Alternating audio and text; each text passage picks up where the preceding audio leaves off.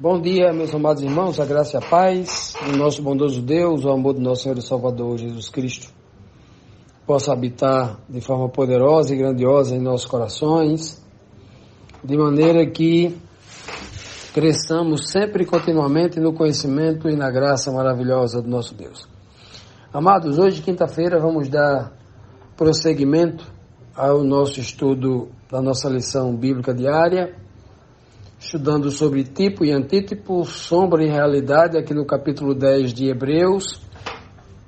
E aí na pergunta número 9, nós temos aqui o seguinte questionamento: por que a morte de Jesus anulou completamente a reincidência dos sacrifícios diários? Porque aquilo era todo dia, né?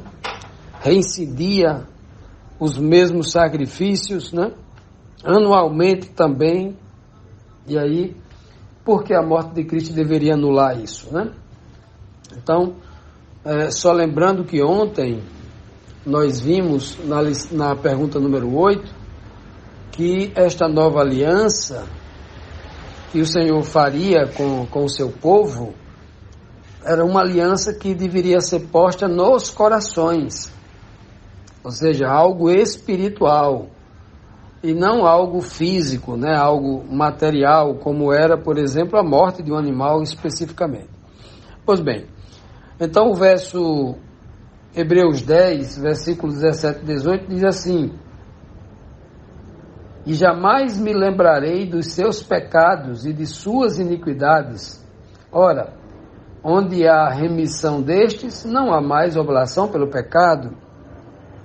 Então veja que nessa promessa maravilhosa de uma nova aliança, né, o Senhor está dizendo que ia colocar a sua lei nos corações, nos entendimentos do seu povo, e por isso, colocando a lei no coração, na mente, jamais Deus se lembraria dos pecados deles.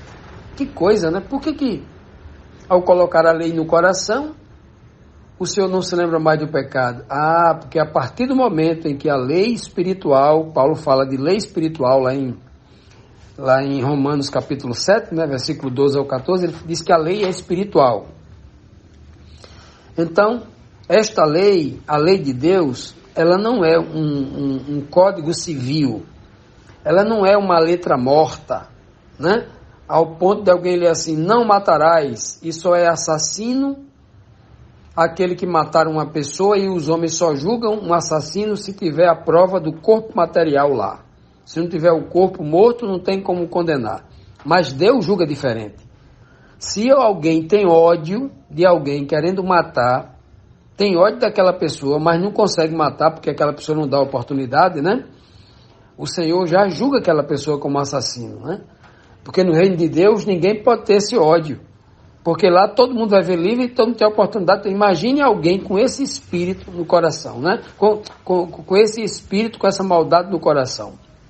Então, veja que, por isso que Deus está dizendo assim: eu vou colocar a minha lei no coração e no entendimento. Quando você entender o que é a lei, a beleza da lei, a necessidade da lei, a grandiosidade da lei, quando você entender que ela não existe para lhe acusar, a lei existe para lhe proteger, igual uma placa que está no muro assim, ó: Não pule o muro, cachorro bravo. Olha, essa placa não é mal, ela é boa. Ela tá lhe avisando. Se não tivesse essa placa, você talvez pulasse e poderia perder até a vida, né, diante desse cão bravo. Pois bem, então a lei é boa. Então muita gente não entende isso. Pessoas de coração mau, cobiçoso, leviano, que quer ter a libertinagem, não a liberdade, a libertinagem de fazer todo mal contra alguém e não querer ser punido, essas pessoas odeiam a lei. Mas as pessoas que sabem o benefício que a lei tem para uma sociedade, para o equilíbrio das coisas, para a ordem das coisas, sem lei não há ordem, sem leis há caos. Não é por isso que Deus rege o universo inteiro com leis muito bem definidas. É por isso que ele coloca a lei no coração. É por isso que ele está dizendo aqui, no verso, isso ele diz no verso 16, né? Colocarei as minhas leis no seu coração. Essa é a nova aliança. Aí ele diz assim, ó, depois que Deus colocar a lei em nossos corações, jamais ele se lembraria dos pecados que nós cometemos. Olha, por quê? Porque agora nós entendemos a lei, sabemos da necessidade de guardar essa lei, guardamos não por medo, não porque não tem compreensão, mas porque agora está no meu entendimento, eu entendo a lei. Aí o senhor não se lembra mais, por que ele não lembra? Porque eu só cometi pecado quando eu achava que a lei era ruim, quando eu achava que a lei era para a morte, quando eu achava que a lei não prestava. Então eu cometia pecado, né, e transgredia a lei. Mas agora está no meu entendimento, eu entendo a lei, não cometo mais pecados, né? Não lembrarei de seus pecados e das suas iniquidades. Aí ele conclui dizendo o seguinte, ora, onde há remissão destes pecados, de que Deus nunca mais se lembra, porque a lei agora está no coração, a lei espiritual, né? Está no espírito, a lei está no espírito do homem, no seu entendimento. Então, houve definitivamente uma remissão. Porque aonde havia na mente pecado, agora há transgressão. Porque o pecado é a transgressão da lei. O pecado é uma agressão contra a lei. Se agora na mente existe a lei, não mais o pecado foi definitivamente remido. Né? O pecado foi expulso, aonde a mente só havia pecado, agora o pecado foi expulso e nele, na mente, foi colocado a lei. Por isso que o texto diz, né? Aonde o pecado foi remido, por quem? Por Cristo, que através do seu Espírito colocou no nosso entendimento a necessidade de sermos obedientes à lei de Deus. Foi isso que Cristo veio fazer aqui na terra. Cristo não transgrediu nenhum dos mandamentos da lei de Deus, porque, né, o seu exemplo de filho obediente, daquele que exalta a lei não só com a boca, mas com as suas atitudes, com a sua prática diária. Então Cristo nos deu esse exemplo. Por isso que ele é o sumo sacerdote perfeito. Então, agora, como sumo sacerdote diante de Deus, né, ele intercede por nós, por aqueles que dizem assim para ele: Senhor, eu quero ser obediente, quero guardar a tua lei, me dá o Espírito de Cristo, para que eu possa, com a fé de Cristo, ser obediente à lei como Cristo foi, né? Por isso que ele diz, ó, onde há remissão, né, onde há a remissão destes pecados, destas iniquidades, não há mais necessidade de oblação pelo pecado. Não há mais necessidade de oferecer nenhum sacrifício. Por quê? Porque não há mais pecado. Em quem?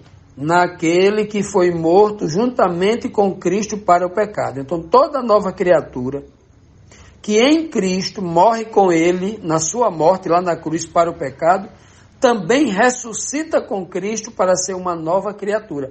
Essa é a tipologia, essa linguagem belíssima, né, que o apóstolo Paulo usa lá em Romanos capítulo 6. Né? Nós fomos sepultados com Cristo, capítulo 6, versículo 3 e 4, me falha a memória. Nós fomos sepultados com Cristo na sua morte e ressuscitamos com ele na sua ressurreição. E agora nos revestimos de Cristo. Quem é esse Cristo? O sumo sacerdote desse contexto aqui de Hebreus capítulo 10. É isso que ele faz ao ressuscitar, ao ir diante de Deus dizendo: meu Pai, aqueles por quem eu morri, que têm fé em mim, que têm fé no Senhor, é este que eu estou intercedendo para que eles realmente, os seus pecados sejam eliminados para sempre. porque eles estão arrependidos, confessaram, abandonaram o pecado e querem andar na tua lei.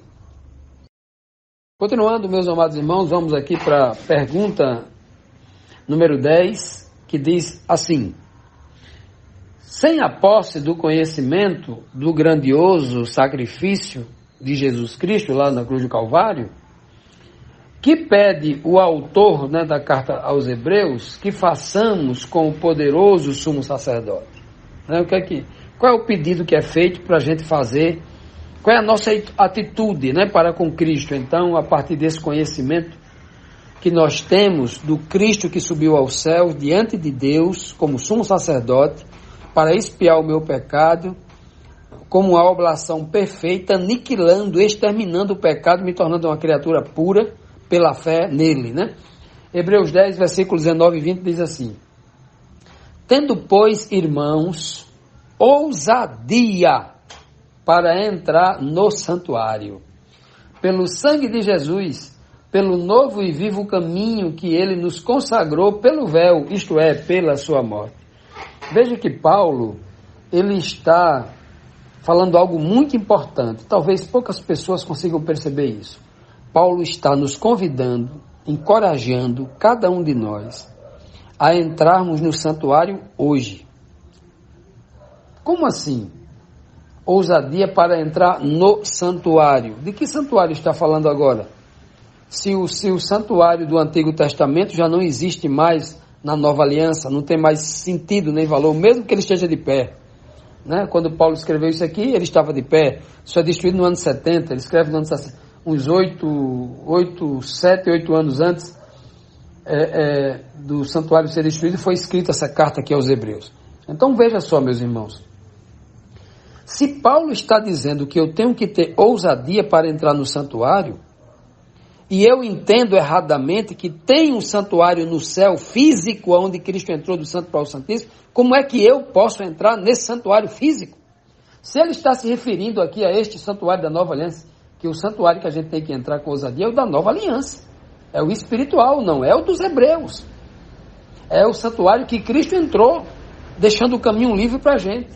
Aí eu pergunto, Paulo está dizendo que eu tenho que entrar nesse santuário. E se esse santuário que ele está falando é um santuário físico no céu, como é que eu e você podem entrar? Percebe de que o livro de Hebreus não está falando de um santuário físico no céu? Porque nem eu nem você consegue ir para lá e entrar? Esse santuário aqui é o santuário mais perfeito e espiritual. O santuário perfeito, a pessoa de Deus. Cristo quer que eu esteja em Deus assim como ele estava. Assim como ele e Deus quer habitar em mim, quer estar em mim. Como Cristo falou, olha, o Pai está em mim e eu estou no Pai. Que vocês sejam um em mim e no Pai. Está lá em João 17, versículo 21 até o 23. Percebe? Jesus quer, que eu e você siga ele nesse caminho espiritual para ter uma comunhão profunda com ele e com Deus. Seja um em espírito com ele e com Deus, conforme a oração que ele faz no capítulo 17.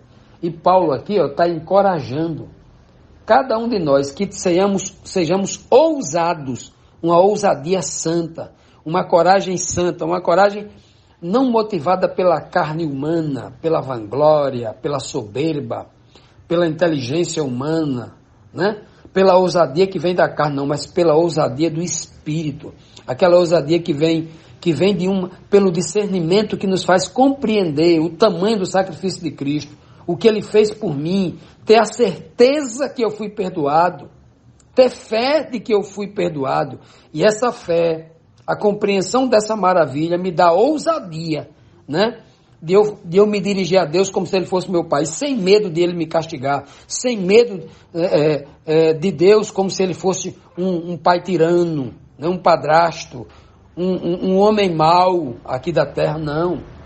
Então, é esse tipo de apelo, e aí Paulo vai supervalorizar, mas nessa supervalorização ainda é pouco, ele tinha que hipervalorizar o sangue de Cristo, porque Cristo entrou pelo seu sangue, não, pelo sangue de Jesus. Nós devemos entrar nesse santuário lançando mão do sangue de Jesus, mas eu não tenho acesso ao sangue físico dele, mas o sangue físico dele era um tipo de quê? do Espírito.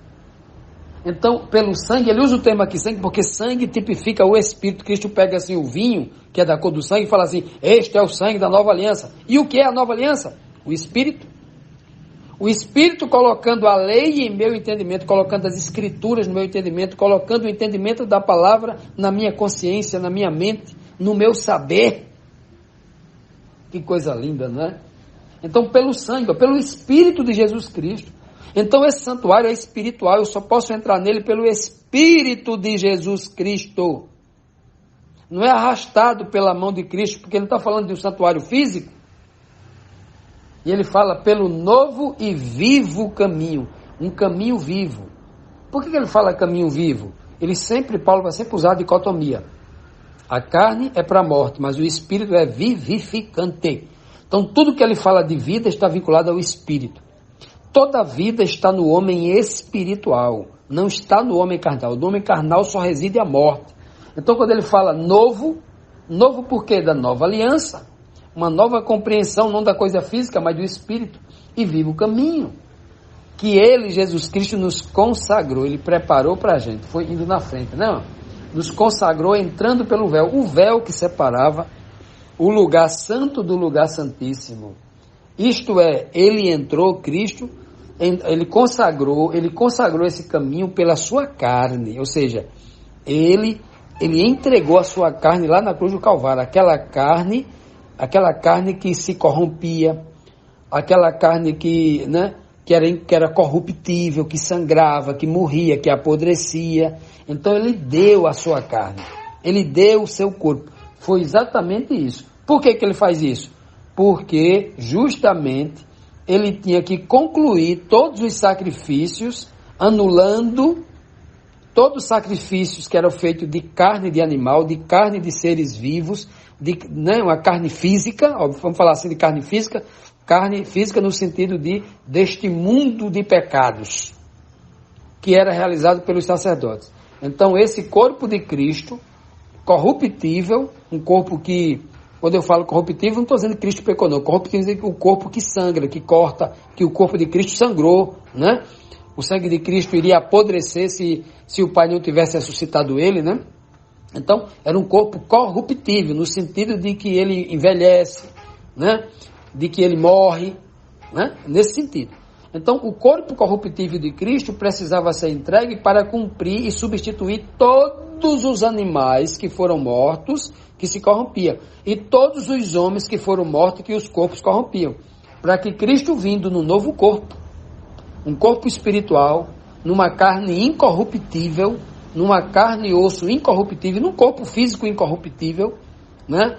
Comandado pelo Espírito, na era do Espírito, nos desse a esperança de que cada um de nós entrássemos por esse mesmo caminho, além do Santíssimo, e frequentasse o verdadeiro templo maravilhoso, que é a mente de Deus. Por isso que Pedro vai dizer lá em 1 Pedro 1, versículo 4, 2 Pedro 1, 4, né? Que ele diz assim, que por Cristo, todos nós nos tornamos participantes da natureza divina.